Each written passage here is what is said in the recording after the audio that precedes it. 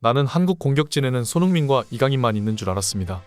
하지만 아니더군요. 그 3인방은 단언컨대 아시아 최강입니다. 경기가 끝난 후 싱가포르의 대표팀 감독 오그라 치토무의 인터뷰가 큰 화제입니다. 김도훈 감독이 이끄는 한국 축구 대표팀은 6일 오후 9시 싱가포르 내셔널 스타디움에서 북중미 월드컵 예선 5차전을 치렀습니다. 이번 경기는 시작 전부터 양팀은 물론이고 많은 언론들의 관심을 받았습니다. 한국 팬들에게는 그동안의 답답했던 국가대표팀 분위기를 바꿀 수 있는 기회로 여겨졌고, 클린스만 체제 하에서 보여준 답답한 경기력을 해소할 수 있는 중요한 경기였기 때문인데요. 그동안 클린스만 체제 하에서 한심한 모습들을 보였던 선수들이 대거 빠지고 새로운 얼굴들이 합류한 상황에서 기대감이 높아졌습니다. 특히 배준호의 발탁은 대표팀의 공격에 새로운 활기를 불어넣었죠. 한편 싱가포르 국민들에게는 이번 경기가 하나의 전국적인 축제와 다름없었습니다. 6만 명 가까이 수용할 수 있는 내셔널 스타디움이 전부 매진되어 관중석이 가득 들어찬 데다가 그동안 동남아에서 자국 경기장에서 세계적인 스타 플레이어들을 볼 수 있는 기회는 오직 유명 빅클럽들을 초청해 치르는 프리시즌 이벤트뿐이었지만, 이번 경기는 자국 대표팀이 손흥민, 김민재, 황희찬, 이강인 등 세계적인 유명 클럽에서 뛰는 선수들과 맞붙게 되는 몇 안 되는 기회였습니다.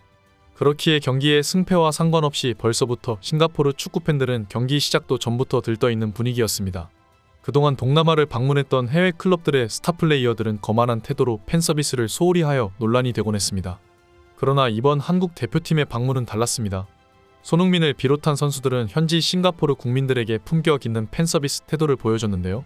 싱가포르 축구 협회장까지 인터뷰를 통해 한국 선수단의 프로페셔널한 자세에 감사를 표할 정도였습니다. 특히 손흥민 선수는 이번 시즌 한국과 런던을 수도 없이 오고 간 데다 얼마 전에는 호주에서 열린 프리시즌 경기에도 참석하고 돌아오기까지 했죠. 그리고 얼마 지나지 않아 또 장거리 비행을 통해 다시 이번 싱가포르로 이동했습니다. 살인적인 일정에 충분히 지쳐 있을 법도 한데, 그럼에도 불구하고 손흥민은 항상 가장 마지막까지 남아 사인을 해주고 들어가는 선수였습니다. 이처럼 손흥민 선수의 성실한 자세는 현지 팬들을 감동시키기에 충분했습니다. 그렇기에 태국전과 마찬가지로 경기 시작도 전부터 훈훈한 분위기가 연출되었는데요.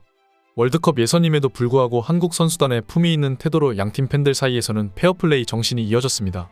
한국 대표팀은 이번 경기에서 비기기만 해도 3차 예선 진출이 확정되는 상황이었지만, 이 뒤에 이어지는 경기가 바로 그 악명 높은 중국전이기 때문에 중국 대표팀의 거친 플레이로부터 주전 선수들을 보호하기 위해서는 이번 경기를 확실히 잡아내어 다음 경기를 편안한 상태에서 치를 필요가 있었습니다. 아무리 상대와 체급차가 난다 하더라도 월드컵 예선인 만큼 다시 한번 손흥민 선수를 주전으로 선발 기용해야 하는 상황이었는데요. 최근 스포츠 의료진들은 시즌 내내 이어져 온 살인적인 일정 속에서 손흥민의 몸 상태가 한계에 달해 있다고 분석했습니다. 주장으로서 팀의 핵심 에이스로서의 손흥민 선수가 가지고 있는 막중한 책임감과 부담감은 다리와 무릎에 가해지는 물리적 영향뿐만 아니라 심리적 압박감 또한 상당하기 때문에 이에 대해 경고의 메시지를 보냈습니다. 김도훈 임시 감독 역시 빠르게 골을 넣어 경기를 결정짓고 손흥민을 교체로 불러들여 휴식을 부여하고자 하는 마음이 컸을 건데요. 감독이 바뀐 만큼 이번 경기는 여러모로 전술은 물론이고 선발 라인업에도 다양한 변화가 이루어졌습니다. 지난 몇 경기 동안 최전방 자리에서 좋은 모습을 보여준 주민규가 중앙 스트라이커로 나섰고, 손흥민은 자신의 원래 포지션인 왼쪽 윙포워드로 돌아갔습니다. 이강인은 반대편 오른쪽 윙포워드에 배치되었고, 중원에는 이재성, 황인범, 정우영이 자리 잡았습니다.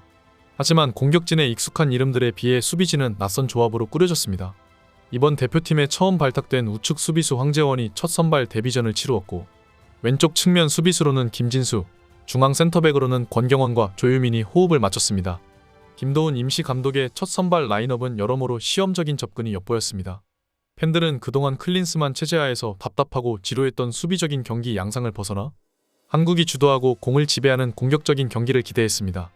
싱가포르와 한국의 선수단 격차와 체급 차이가 물론 존재했지만 이번 김도훈의 선발 기용은 매우 성공적이었습니다. 특히 최전방 손흥민과 주민규, 이강인의 3인방의 공격 전개는 유기적으로 돌아가며 최근 몇 경기 동안 가장 만족스러운 공격력을 보여주었는데요. 덩치값을 못하고 최전방 경합에서 항상 밀리기만 했던 전봇대 조규성과는 달리 주민규는 매우 효율적으로 몸을 쓰며 수비수들 사이에서 공을 잘 지켜냈습니다.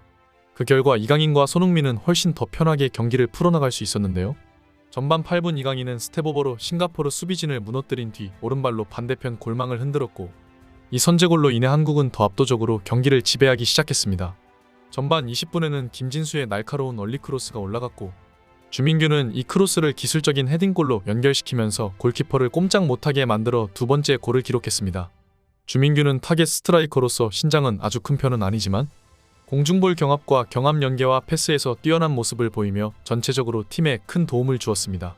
최근 몇 경기 동안 보여준 주민규의 박스 안영향력은 그의 대표팀 발탁이 손흥민과 같은 한국의 공격수 파트너들에게 매우 성공적인 선택임을 입증했는데요. 그리고 김도훈 임시 감독은 빌드업 능력이 뛰어난 권경원과 조유민을 중앙 센터백 조합으로 발탁하여 후방에서부터 공격을 매끄럽게 전개하였습니다.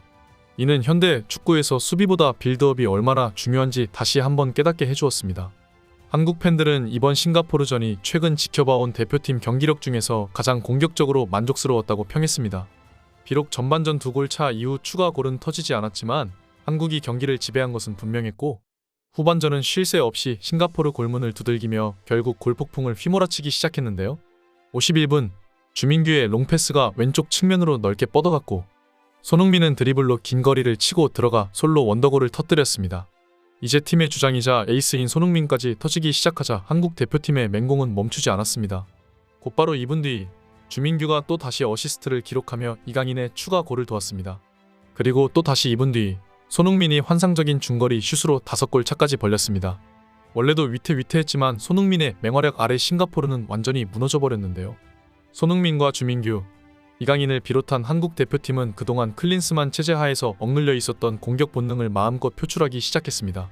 맹활약을 펼친 이강인과 주민규는 교체되어 벤치로 물러났고 주민규는 이날 한 골 3어시스트를 기록하며 본인 커리어의 평생 기억될 환상적인 경기를 펼쳤습니다.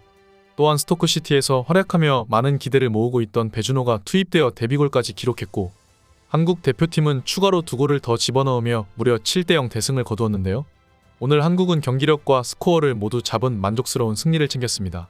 스트라이커로서 주민규의 영향력과 손흥민의 진짜 공격력을 재차 확인할 수 있었는데다가 새롭게 발탁한 젊은 신예 선수들도 활약하면서 우리 대표팀은 활기 넘치는 축구를 선보였습니다. 이제 한국 대표팀은 이번 여름 마지막 A매치를 남겨두고 있습니다. 11일 중국전은 여러모로 이 경기에 대해 걱정이 많을 수밖에 없는데요. 중국에게 패배할까 두려워서가 아니라 중국의 거친 플레이로 인해 한국 선수들의 부상이 우려되기 때문이죠. 지난 대결에서도 중국의 소림 축구로 인해 한국 선수들이 부상 위험에 시달린 기억이 있기 때문에 한국 팬들은 다시 이번 경기에서 중국의 깡패 축구로 인한 주전 선수들의 부상 가능성에 대해 크게 걱정하고 있습니다. 그렇기에 아마 다음 경기에서는 손흥민 선수에게 휴식이 부여될 수도 있습니다. 최근 엄청나게 많은 경기를 치르면서 지쳐있는 상태이기도 하고 중국의 소림 축구를 상대로 굳이 손흥민 선수를 기용하는 위협을 무릅쓸 필요가 없기 때문이죠. 이번 싱가포르전에서 새로 발탁된 젊은 선수들의 활약상은 팬들을 만족시키기에 충분했습니다. 특히나 말로만 들었지 이미 영국 현지에서도 인정받고 있는 배준호의 재능을 직접 목격하자 그 기대감은 더욱 커졌는데요. 아마 다음 중국전은 배준호를 선발로 쓰면서 흥민과 이강인의 뒤를 이을 차세대 재능을 진정한 시험대에 오르게 하는 무대가 될 가능성이 큽니다. 게다가 손흥민 없이도 한국 대표팀은 여전히 강하다는 것을 보여줄 필요도 있는데요. 다음 중국전에서도 한국 대표팀의 완승을 기원합니다. 항상 영상 봐주셔서 감사드립니다. 구독과 좋아요는 영상 제작자를 춤추게 합니다.